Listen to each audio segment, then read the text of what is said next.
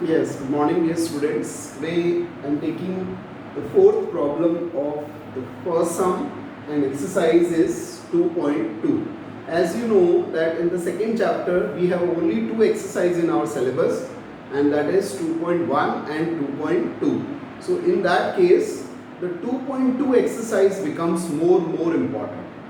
Each and every problem of this exercise plus I will give you a lot of extra problems for the homework from this exercise to solve at home and to send the answer to me. So this part please listen it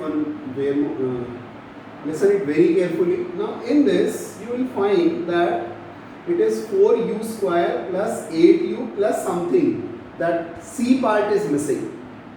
If you see the coefficients of this, the coefficients part I want to highlight now. The coefficients, the value of A, the value of B and the value of C.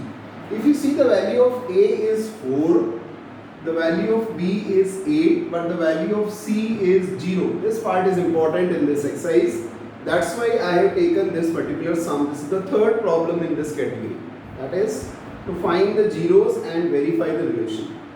So now in that case you can take common from the first two, 4u common. So it is u plus 2.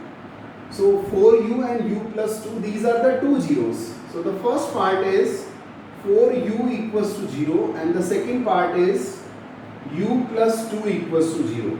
So when 4u equals to 0, u equals to 0 upon 4, so u equals to 0 and u equals to minus 2. So what are the alpha and beta? The alpha is 0 and the beta is minus 2. So these are the alpha and beta. The coefficients I already told you. The zeros are 0 and minus 2. Now the first part is alpha plus beta is minus b upon a. Alpha plus beta is what? Sum of the zeros. And minus b क्या है?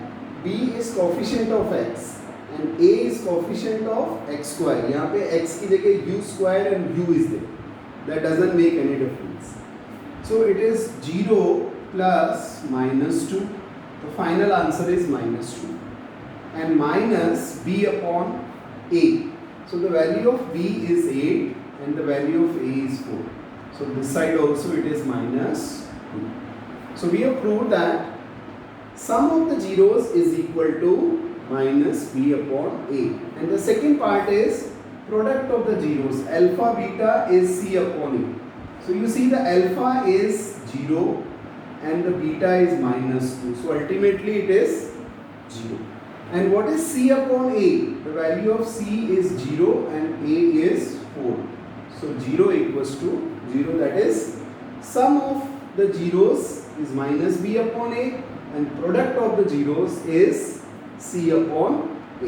In this way we can verify the relation between zeros and coefficients. Here the extra important part is the value of c. You see now this is a basically square का coefficient होता है, b x का coefficient and c होता है constant term.